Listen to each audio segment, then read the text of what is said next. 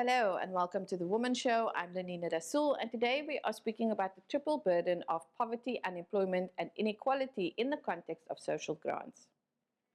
After the break, we'll be joined by Huda Abrams-Faker, who is the National Advocacy Manager at Black Sash, and we're going to be speaking about the concepts of social assistance and social protection in relation to our current economy. But before that, we're going to have a look at some video footage from a documentary series produced by Black Sash that looks at the struggles that people are experiencing on the ground. Let's have a look.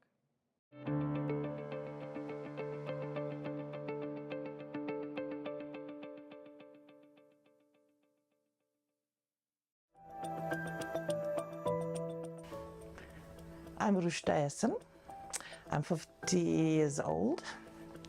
I'm living with my 2 daughters and 2 grandkids.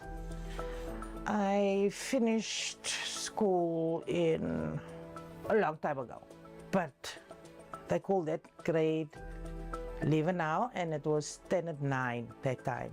No? So what happened was, that time with no matric you could just get a job, but at my age it's not easy. It's not easy because I see people at my age that don't have anything. We can't find a job.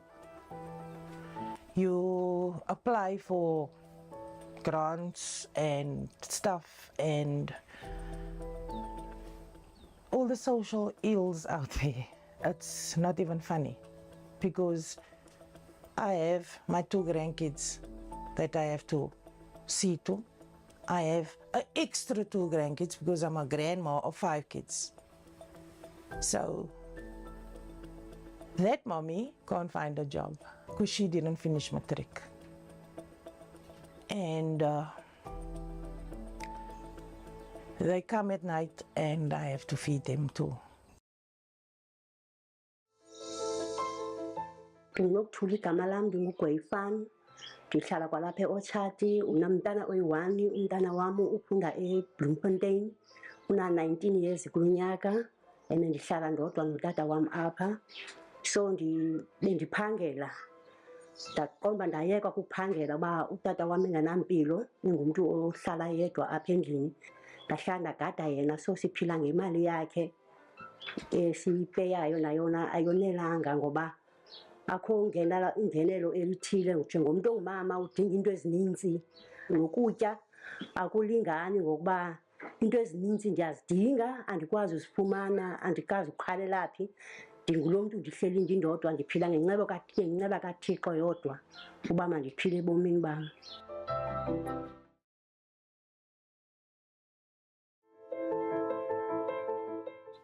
Goedemorgen, ik is Khadija Rosenkrans. Ik blij met mijn kerel, mijn kind en mijn kleinkind. En ik is 35 jaar oud. Op het ogenblik is ik werkloos. Ons werk net seizoentijden. En ik heb aanzoek gedaan voor die toelage waar die werkers krijgen, wat bij die huis zit. Maar ik heb niet verder gewoon om aanzoek te doen, nie, want dat is een klomp. Als het klomp dingen, dan is het die zeer op je phone en dan is het die. Zo ik het maar gelost om aanzoek te doen.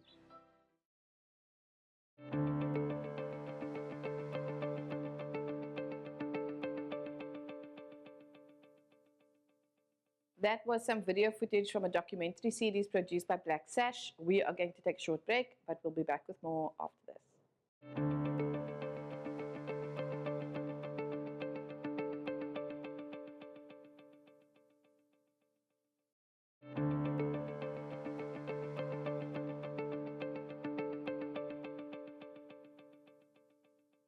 Welcome back. You're still watching The Womxn Show, and we are speaking about poverty, unemployment, inflation, and the social grant system specifically.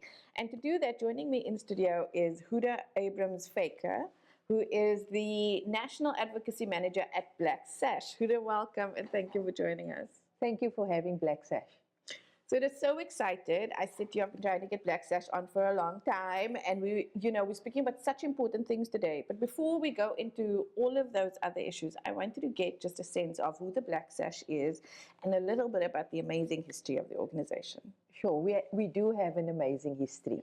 We're going to be celebrating our 69th birthday Wow. in May. And so because of that, we obviously have seen a lot and done a lot. We are a veteran organization, and so we've always fought against injustice and advocating for equality. And this started by a group of young women. And strangely enough, you're on the Women Show.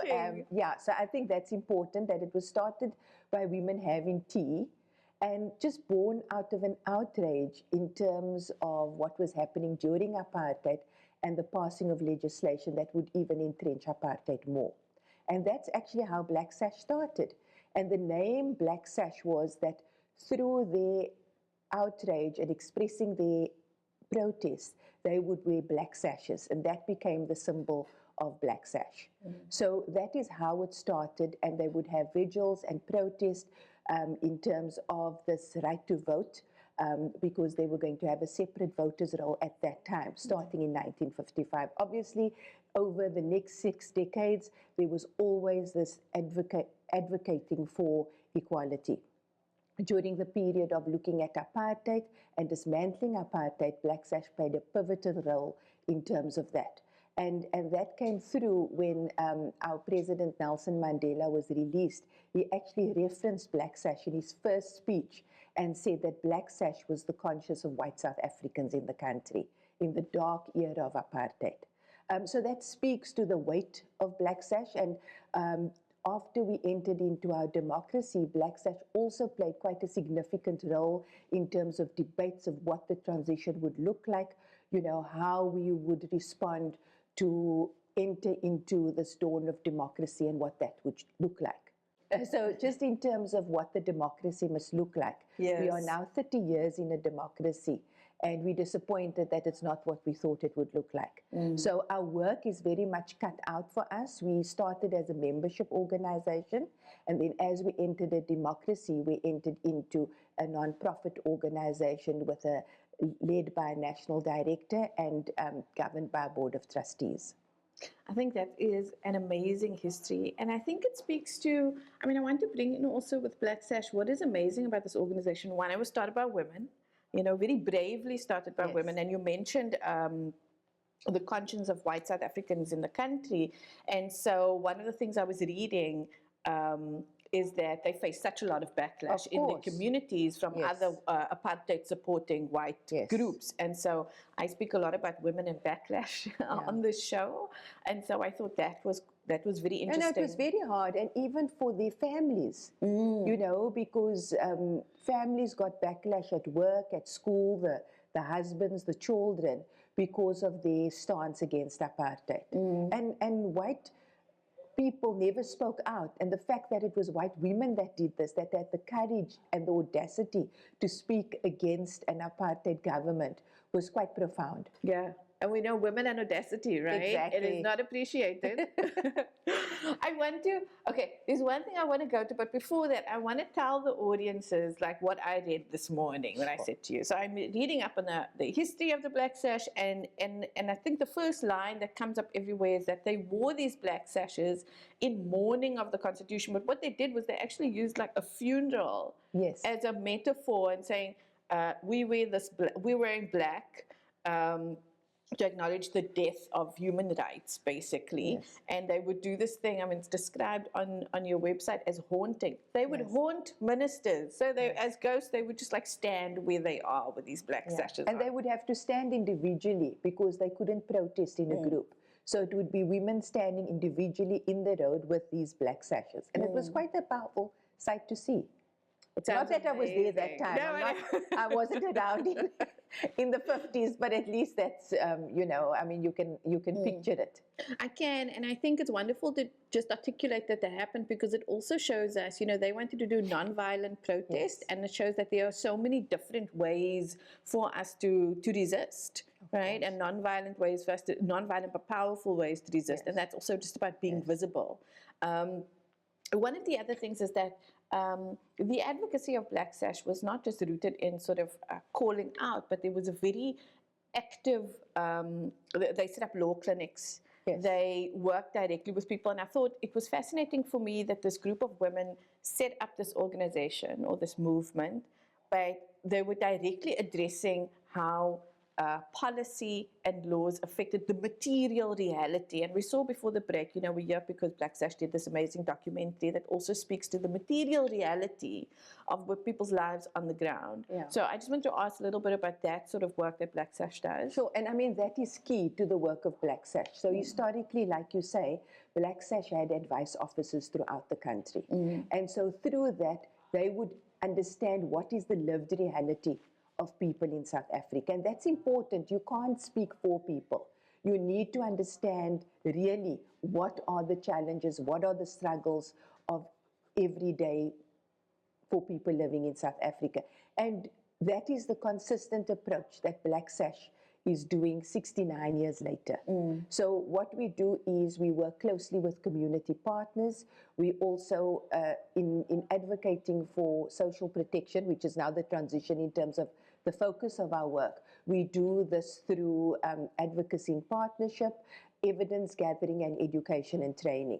So the reason why I'm just bringing in all three, because they interlink and intersect with one another, where evidence gathering and community-based monitoring is, what are people experiencing? Yeah. And we do reports, we identify what are the issues. And so in that way, we address government, confront government, lobby, and see where the gaps are in law, in terms of policy and framework, so that that can be remedied to make lives better for those living in South Africa. Thank you, Huda. You mentioned social protection, and I want to sort of go into what that is right now. I mean, we all know that social grants exist. Let's say, it's so integrated right now, I think, in current and new generations, because we're born into this framework. Now, at least we were born in the last 30 years. But even a little bit earlier, we were born into this. We exist in this framework now where people get social grants. But I have to say, when I was doing the research for it, just thinking about it as social protection, gave me a different framework for it. And I thought it would be useful for us to unpack, like, what is the social grant system and what is the purpose of it? Sure. So I'll just go back a little bit in terms of social protection. So when you're looking at social protection, it's what do you need to live decently? I mean, that's putting it very simply. Yeah. In terms of shelter, food, electricity, water, and obviously, basic needs, transport, etc., health. And so social security, which speaks to social assistance, is a key aspect of that. And so in terms of our work on social security and the right to social assistance, we use the Constitution as a tool in terms of advocating for that, where Section 27 of the Constitution says that where you can't support yourself, government has a responsibility and a duty to provide you with financial support. Now, in terms of the social assistance framework in South Africa, compared to other countries, especially in Africa, it's quite advanced, in terms of the fact that it's celebrated as an advanced social assistance framework, because there are groups of people that can access this. It's ideally your children, your elderly, and your disabled. Those are your key groups or categories of people. So while that is there, it does have limitations, because our social assistance framework it's targeted, so it's categories of people. You and I can't receive it. Yeah.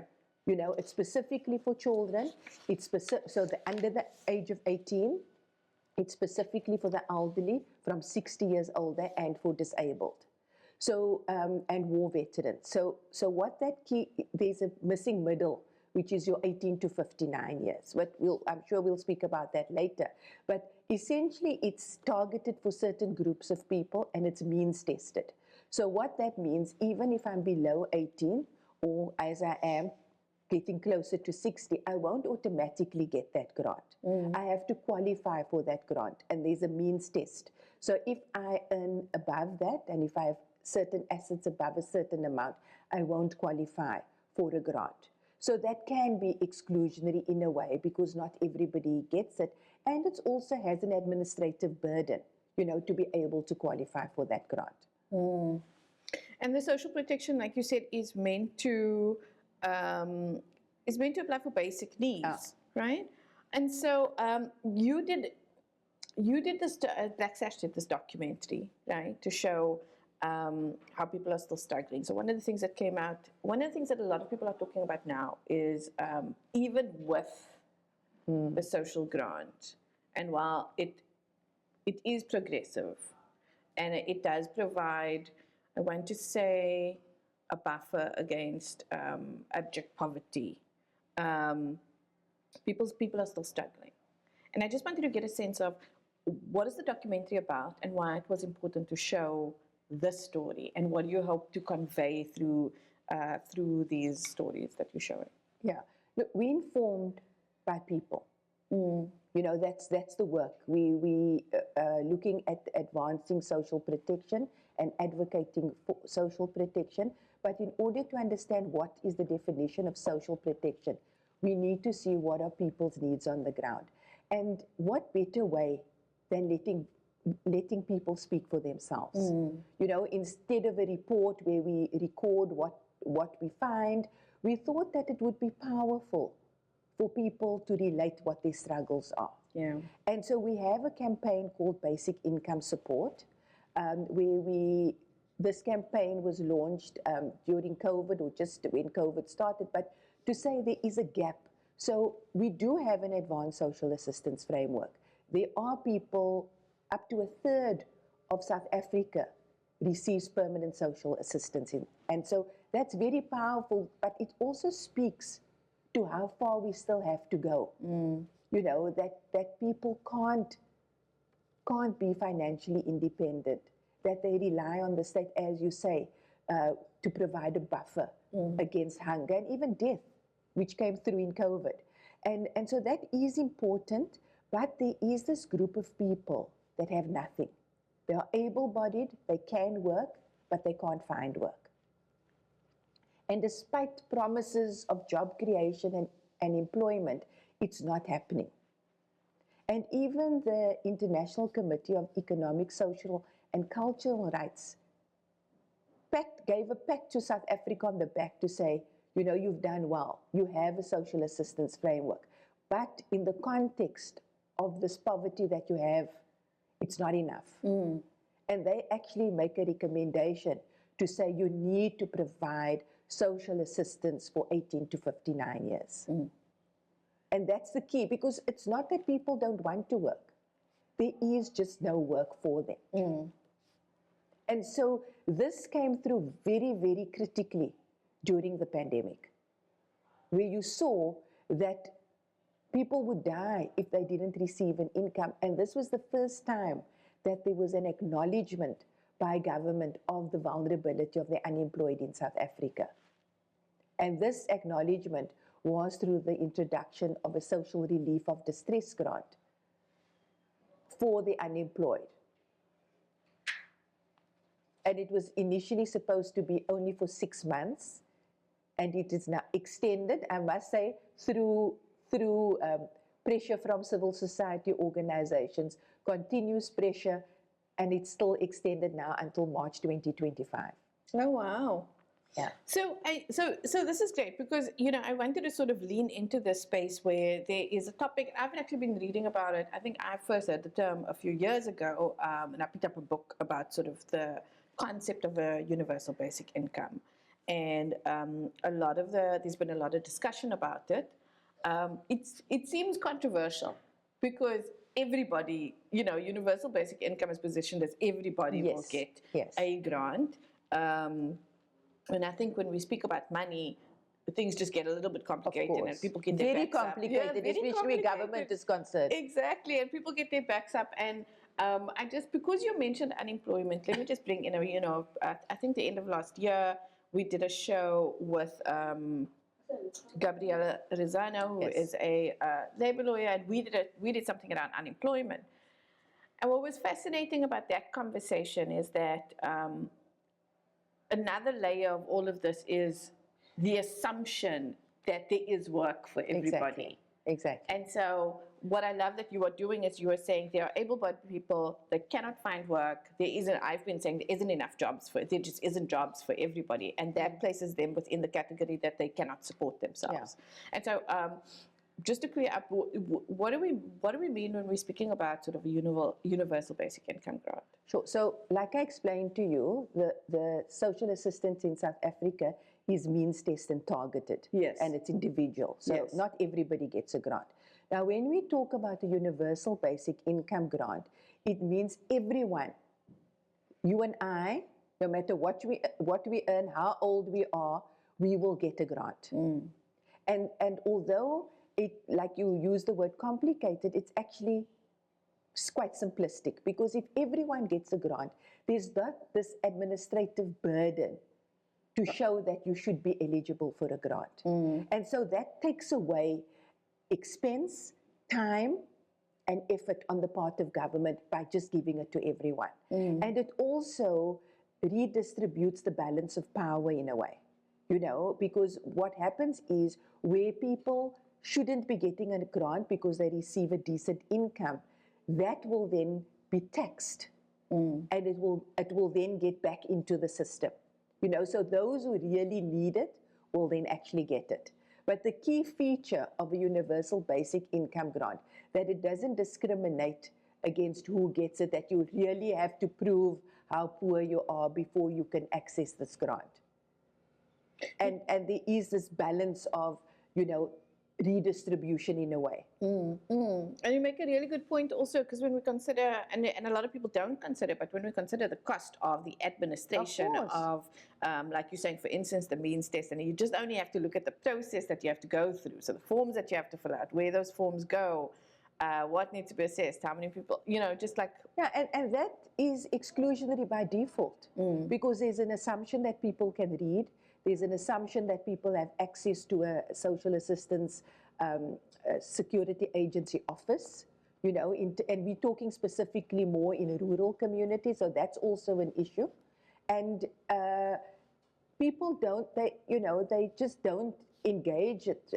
I think in terms of the child support grant, there's a low uptake from birth.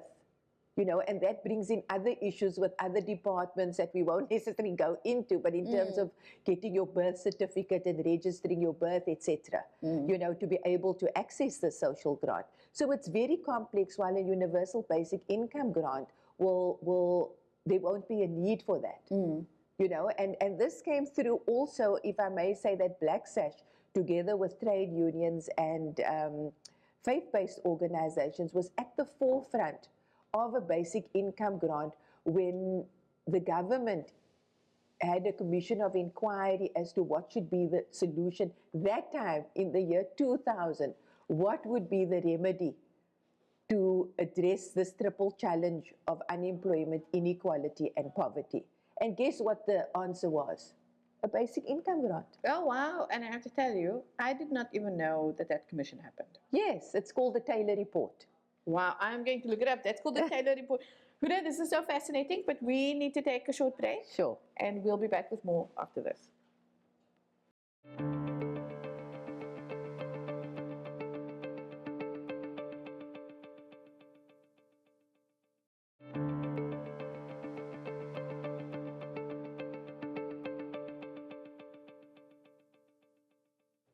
Welcome back. You're still watching The Womxn Show, and today we're speaking about poverty, unemployment, and the role of social grants. And still with me in studio is Huda Abrams-Faker, who is the National Advocacy Manager at Black Sash. And so before the break, we were speaking a lot about the history of Black Sash and some of the work that you are doing, the role of social grants, and all of that was really fascinating.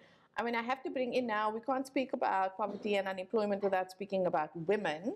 And women are positioned, when we speak about unemployment, we speak about poverty, consistently our statistics have shown that women, and particularly black women, sit at the bottom of the sort of economic realm here. They have the highest rate of unemployment. We know that these issues are also intersectional, because in order to work, they need childcare. And many women are also caregivers. And I wanted to just bring out, there was a report that Black Sash did around about during COVID that in 2022, and I want to read like one sentence that really jumped out at me. It was that women were shielding children from hunger by going without food themselves. And so this was particularly interesting for me because actually I still hear those stories today. And I still hear those stories historically. When someone just told me the other day, oh, actually, you know, my mother told me that she would go sleep with just a dry slice of bread so that everyone else can eat. And so the fact that that is sort of still happening today, I wanted to ask you, and we've heard some of these stories when we've played some of the documentary footage from Black Sash's documentary. I wanted to ask, what are some of the findings from your research in terms of how women are affected? Look, we've been speaking about apartheid, we're speaking about the democracy. So the South African context is quite unique, you know, in the sense that we have patriarchy, we have customs, where women are given a certain role as a carer, and then we have apartheid that entrenches that role. So 30 years later, Black women are still struggling. You know, that's the premise that we work from. And so this is a constant challenge in terms of even in a democracy, how things are looked at is not gendered. The lens that you need to look at needs to be gendered. So in terms of a budget that is allocated, for example, we spoke about the social relief of distress grant that was introduced during COVID for the unemployed. You know, caregivers were initially excluded from that. Automatically. Automatically, they were given an additional amount because they were receiving a child support grant. And the argument, Black Sash actually went to court to say that that money is for them to give to their children. You know, how can you, in their own right, they are individuals, they are unemployed, and they should be able to access this social relief of distress grant if they're unemployed.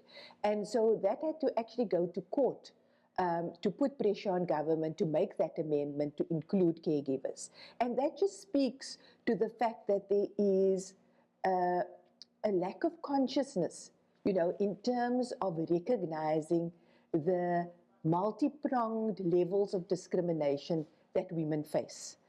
So they play the role of carer, and obviously as carer, they are limited in terms of the choice of work. You know, there are no facilities that say, you know, bring your child to work, so they have to stay at home, and the husband is usually the breadwinner. If there is a husband, there are also many women who are the heads of the household in South Africa.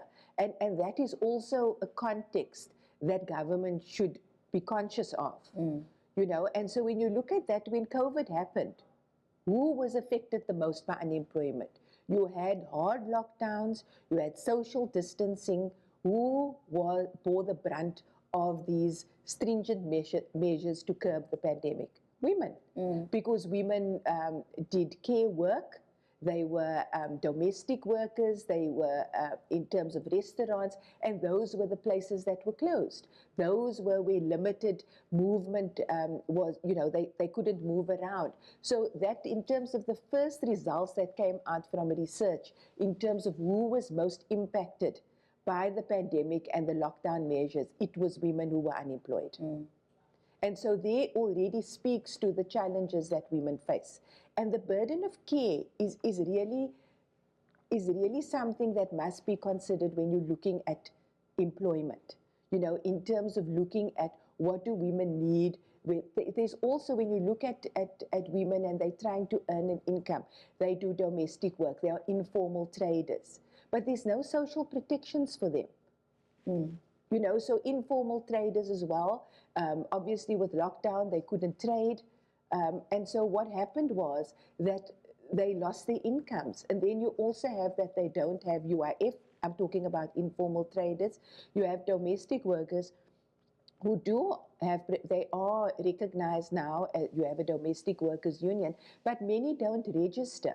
you know, because they fear that they may be earning or receiving a child support grant. So they don't want to register as a domestic worker because that will impact on their child support grant. The same with informal traders. So it's very complex, you know, in terms of the challenges that women face, because even though they are recipients of social grants, it's not enough. The child support grant is below the food poverty line.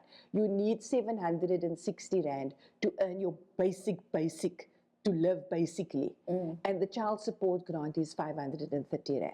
That already shows the disconnect in terms of children. I mean, Black Sash does work as well in terms of debt and credit, and how social grant beneficiaries who don't have an income except a guaranteed income of a social grant has to incur loans to be able to make sure that they have uniforms for their children, that they have transport for their children to go to school. You know, I read something the other day in the week on Insta. It was just a video that came up on Instagram from one of the international sites.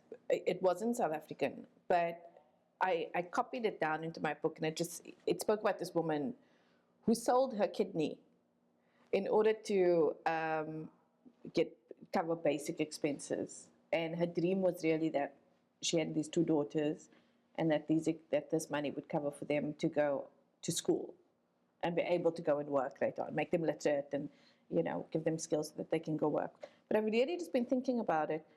I know one of the things that came out sort of in the gender-based violence sector, so some of the research that also came out when we think of caregivers and we think of heads of household, when the lockdown was announced and they looked at the movement of men before, because they were given some time to sort of go home or go to whichever place you're going to be, and a lot of the males sort of moved back to home, back into a house with a caregiver who is often a woman. And I think what emerged also out of sort of the food kitchen network was that we saw a lot of women in the queue, so even if they were not the bread winners in terms of money, they are often responsible for putting that food on the table.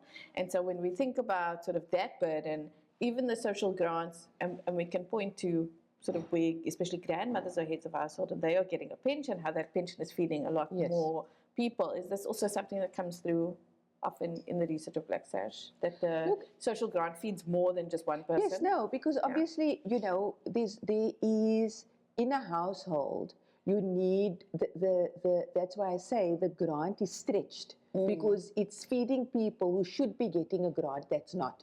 And that's where you're looking at this campaign of 18 to 59-year-olds, as well as whether, you know, it being universal will be better.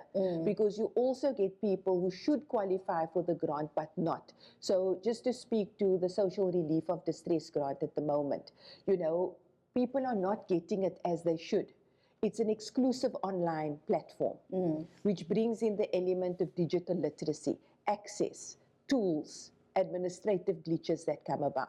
So we're looking at about maybe 14 million that are unemployed at the moment.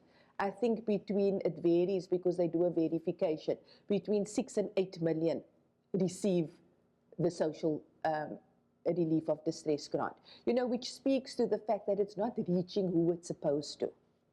And so when you're speaking about stretching the social grants that are being received, that would be one of the benefits, because then you have more money in the kitty, so to say, to be able to feed your family as a whole. You know, because now you're stretching it. You use the example of a grandmother, you know, that has to stretch to feed her unemployed son because he's not getting a grant but should get a grant. You're supplementing children. But the reason why a grant for the elderly is more is because they have more needs. Yeah. You know, and so it's a vicious cycle of trying to make ends meet with what they've got. So like we said in the beginning, it's definitely beneficial. It does provide a buffer. But the question of whether it is enough is another issue. And that then speaks to whether we should have another category of people receiving the grant and working towards universality. Because I think the biggest tension between advocating for the right to social assistance is this question of affordability, you know, and I think the fact that you need to realize that poverty is not a trait, a character trait. It's Yeah. an economic condition, which then has an impact on socioeconomic circumstances. And if you have a universal basic income grant, it will address so many issues. We're speaking specifically about women. They will have agency. They won't have to be financially dependent, because you spoke about gender-based violence. You know, women stay in a home where they are victims of gender-based violence because they have nowhere to go. And that if they are given agency, they then have the right to choose where they go, what they want. They will have some income to be able to become part of the local economy by either looking for a job, becoming employed, or being becoming entrepreneurial. And that is important, you know, and would address issues of crime, poverty, and drug abuse as well, in terms of alcohol as well, which contributes to gender-based violence. And it just shows the intersection of, Yes. you know, all of these issues are also showing sort of the intersection of the effect of poverty, Yes. right? And in relation to gender-based violence, in relation to drugs and gangsterism and all of those things. I want to ask you, which brings me to sort of a question about when we think about the social grant, and I think there's a broader perception, and we're here to challenge those perceptions. Broad perception of people getting something for nothing. People get a social grant who are able-bodied, for instance. They don't want to work. They just want to get that money. They just want to get that money, and so we have those perceptions. But actually, when we think about social protection, we think about social assistance. I was reading also that the purpose of the social grant is not just to keep somebody out of abject poverty, so that they have money for their basic needs, but it's also to invest, Of course. in the next generation. So like the example I used earlier, where, I mean, that's an extreme example of a woman selling a kidney, to invest in a children's education. Part of the social grant is also supposed to be used so that children can better, they're not too hungry to learn. Yes. That they can learn, that can go to school, that they have the necessary transport, uniforms, and everything that's required in order for them to go to school, and so that they can become functioning members of society. And so, just wanting to ask sort of about that, I think just shift the perspective from really, it's not just about giving people money so that they can eat. Like, these social grants are also an investment in our future. Oh, yes, definitely. And I mean, it's this, you know, there's these myths that it creates laziness, that women become pregnant, that they're not going to, children, you know, if they become pregnant so that they can get the child support grant. Now, these myths are there, but no one has actually come forward to say, here is X. She admits that she became pregnant so that she could get a child support grant. Yes, that's been debunked actually quite often, right? It's not based on any research. So you always, when we engage on this topic of social assistance and a basic income grant, we still get that thrown at us. And like you say, it's debunked. There's no evidence. You know, in terms of laziness, when you see people receiving a grant, they use that grant to become entrepreneurial at the very least. You know, those that receive a child support grant, it's not enough. So what they do is they sell things. A lot of the informal traders are actually women that receive a child support grant to supplement the income. So if you have a basic income grant, I mean, how would that not benefit and be an investment for people to better themselves and become independent and become active in the local economy and stimulate the economy? So it's a long-term investment for all, because it's an economic condition that we need to address, which has positive impacts in terms of socioeconomic circumstances if there is a context where everybody has some kind of income to work with. You know, this book that I was referencing earlier that I did a few years ago, it was quite fascinating, because when it introduced the idea of a basic income grant, it addressed the fact that some people perceive the fact that if people get if they get money for nothing, if they get a basic income grant, they're going to spend it on alcohol, they're not going to want to work anymore. So this author laid out like all of these things. And it wasn't a local book, it was international.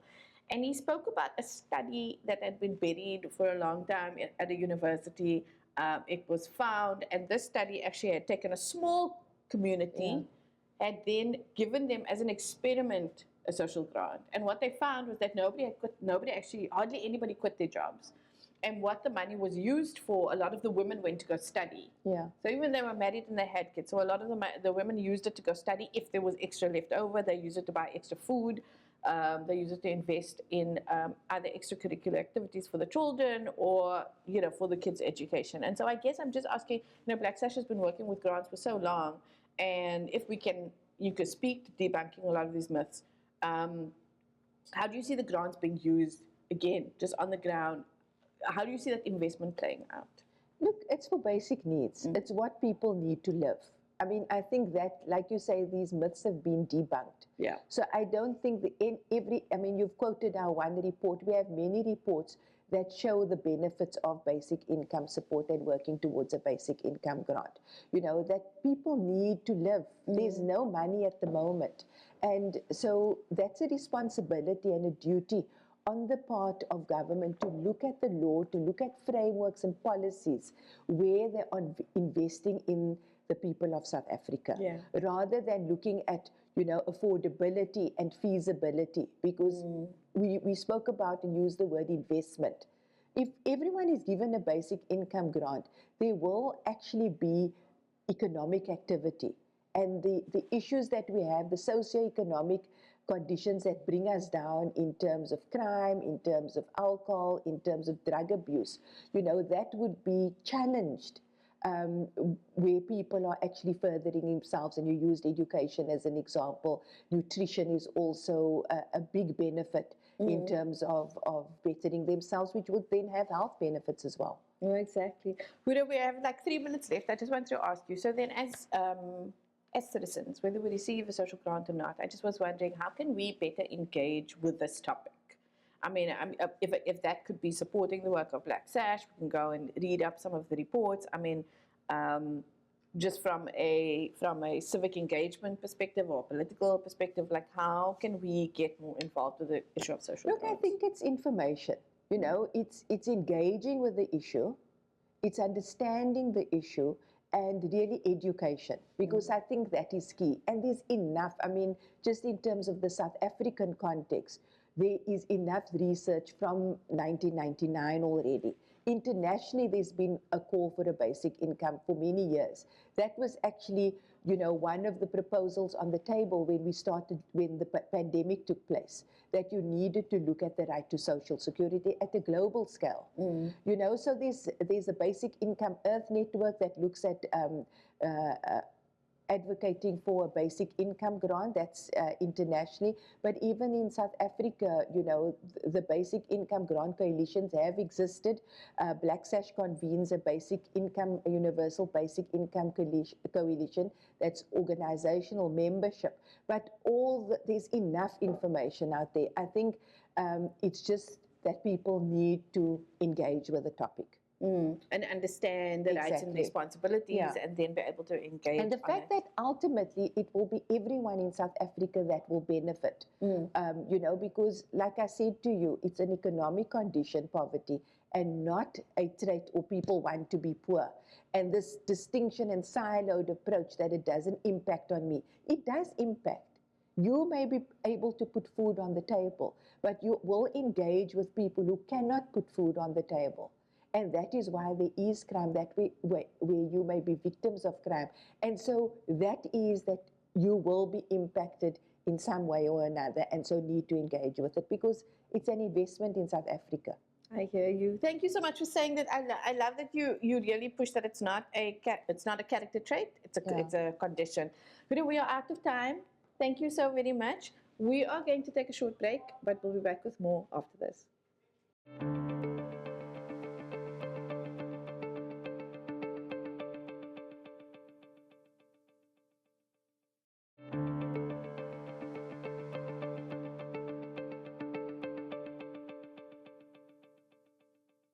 Welcome back. You're still watching The Womxn Show, and we've been having a great conversation about the triple burden of poverty, unemployment, and inequality in relation to social grants. Now, we've spoken a lot about the importance of social grants in helping people meet their basic needs, and also what the role and responsibility of government is in providing social grants. Now we are going to have a look at some more video footage from the documentary series produced by Black Sash, where people themselves can speak about what they need in relation to social grants and social protection. Let's have a look.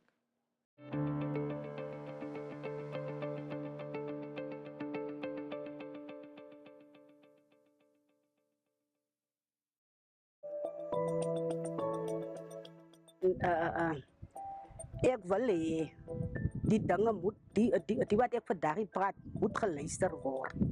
Want dit is baie soos hier bly dit is nie lekker nie. En as jy nie geld het, jy het nie kos nie.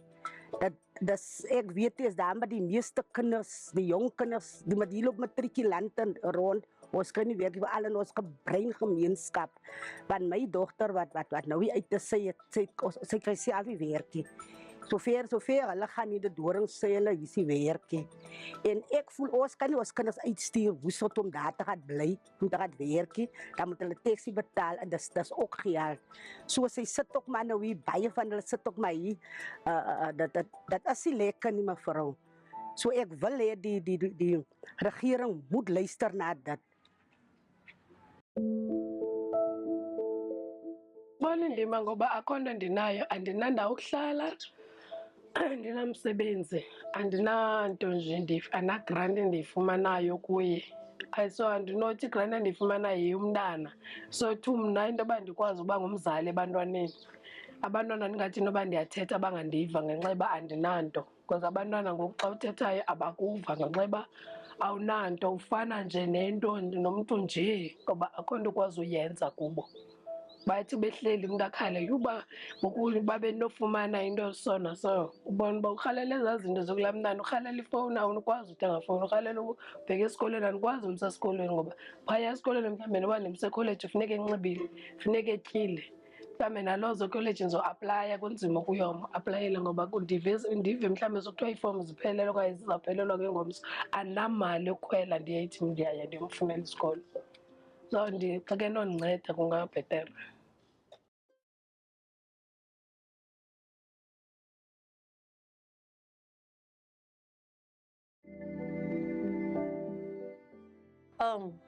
Because of my age, it's very difficult to find a job. I volunteer. I'm unemployed, but I work every single day volunteering. And I feel that coming from a background where I was retrenched, my last job I worked for over 20 years. We did not receive 1 cent of our money because it was just blame on COVID.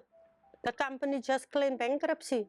So I feel the government have a responsibility to people, especially people of our age, that is not old enough to receive a pension, that is too old to find a job, and we have worked and we have worked all the years. We have paid our taxes. We have families. I have a home that I bought. So I feel the government have a responsibility towards us. We are just left at the side. Where must we go? The price of the food that went up, our basic need, the bread and the milk, it doesn't cover. I know that they were talking about 700 rand, but I think 1,000 rand minimum. Government can give the people 1,000 rand a minimum to help, to support, because we have to pay the rates, we have to pay the roof, otherwise we are on the streets. And that is even going to be more problems. And because that happened, I cannot pay my rates. I know I have to walk up and down to the civic for assistance because my rates has fell into arrears. So why did I work all the time? Why did I pay my house? If I know I might, because I'm old-fashioned, I'm thinking, am I going to lose my house just because I'm now unemployed? Must I wait for one day when I'm going to get pension? Who say there's still going to be a pension for when I turn 60? So I feel, and honestly, government have a responsibility to see to its people.